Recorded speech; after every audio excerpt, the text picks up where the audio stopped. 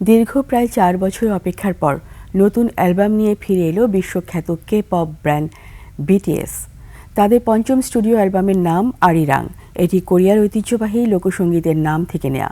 ভক্তদের মধ্যে আলোড়ন তুলতে এই অ্যালবামকে নিয়ে করা হয়েছে কামব্যাক কনসার্ট। আরও জানাচ্ছেন আফসানা নীলা।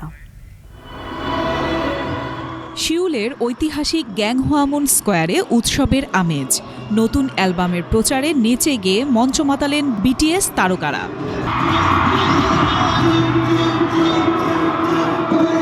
৪ বছর পর তাদের ফিরে আসায় উচ্ছ্বসিত ভক্তরা। আয়োজনে সরাসরি অংশ নেন 2,60,000 মানুষ। কামব্যাক কনসার্ট ছিল কানায় কানায় পরিপূর্ণ।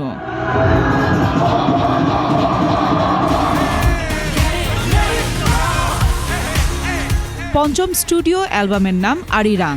14টি গানে সাজানো এই অ্যালবামটিকে ব্যান্ডটির শেকড়, সংস্কৃতি ও আত্মপরিচয়ের প্রতিফলন হিসেবে দেখা হচ্ছে।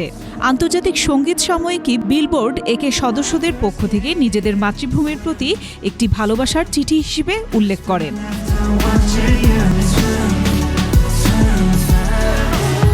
কনসার্টটি স্ট্রিমিং প্ল্যাটফর্ম নেটফ্লিক্সে 190টি দেশে সরাসরি সম্প্রচার হয়।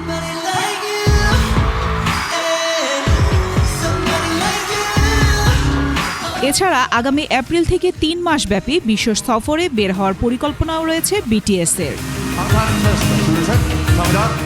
আফসানা নীলা, ডেস্ক রিপোর্ট, 21 টেলিভিশন।